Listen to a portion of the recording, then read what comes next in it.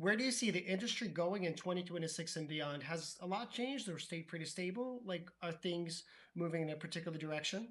I think things are a little on the more stable side than they have been. I mean, Yeah. we've seen the evolution, from the 2000s and now with the internet, Yeah. and with a global market that the Chinese have gotten really great at their craft. I Yeah. mean, they're going to school in Italy and Germany Yeah. and the United States, and they're going home and they're creating.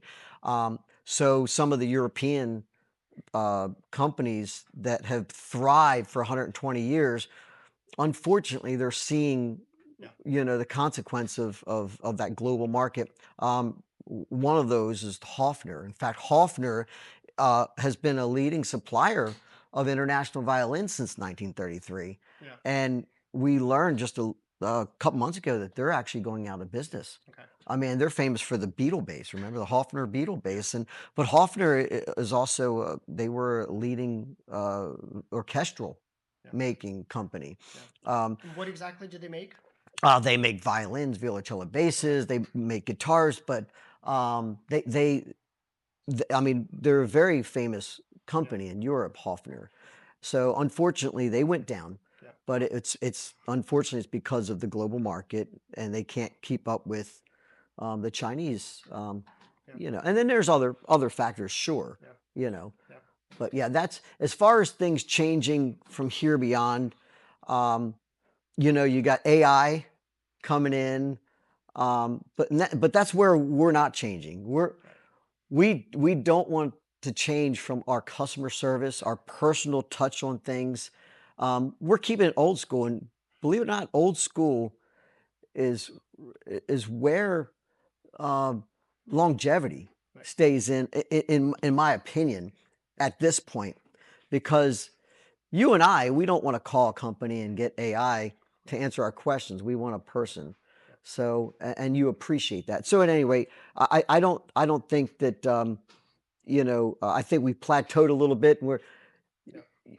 we're going to behave ourselves when it comes to a lot of change. Yeah. Um, I hope. Yeah. What is your favorite part of the job?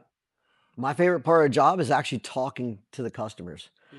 I'm a people person, and I get to talk to people from around the world, and they have different accents, they have different Yeah. personalities, and I'm a little bit of a chameleon. When I have a soft-spoken person that calls, I change to Of a course. soft-spoken. Yeah. When I get somebody rambunctious, I'm rambunctious, and um, and I have a lot of fun with that. But I have a lot of fun with the relationships I have with these people.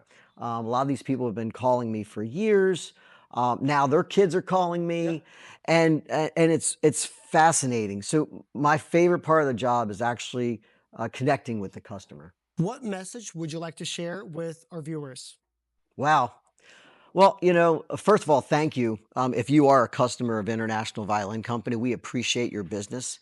Um, we are here to provide a service, and that service is basically providing you with the tools to make a living or to be happy, because some of these folks do it as a hobby.